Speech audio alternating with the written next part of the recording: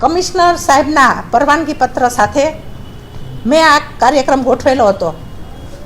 ગાડી પ્રાઇવેટ લઈ જવા માટેના મેં પ્રયત્ન કરેલા હતા, પણ બધા એક જ જગ્યાએ જ્યારે જતા હોય ત્યારે બસમાં પણ મુસાફરી કરવી અને ઝડપથી પાછું કોર્પોરેશને આવી શકાય એના માટે થઈને મેં પ્રાઇવેટ ગાડીની ખૂબ તપાસ કરી, પણ મને ન મળી.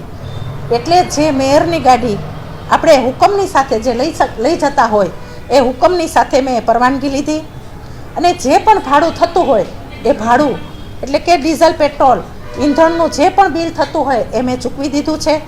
એટલે આ એક વાહિયાત વાત છે કે 2 રૂપિયા લેખે એવો કોઈ 2 રૂપિયાનો ઠરાવ ક્યાંય છે નહીં. સરકારશ્રીના નિયમ પ્રમાણે ઠરાવની અંદર જે ભાવ નક્કી કરેલા છે એ ભાવ પ્રમાણે મેં ભાવ પણ ભરી દીધો છે અને એનું બિલ પણ આપને જોતું હોય તો મળી જશે. રહી કપડાં સૂકવવાની વાત, તો ત્યાં દોરીની કોઈ વ્યવસ્થા હતી નહીં, ખીલ્લી પણ હતી નહીં ને ખીટી પણ હતી નહીં. સ્વાભાવિક છે કે એકદમ કપડાં નીતરતા હોય અને એ કપડાં આપણે સ્નાન કરીને આવ્યા પછી એને નીચવી નથી શકાતા. એ નિયમ પ્રમાણે ને એ ધર્મ પ્રમાણે જ્યારે કપડાં ખૂબ ભીના હતા તો મેં ત્યાં નીતરવા માટે મૂક્યા હતા.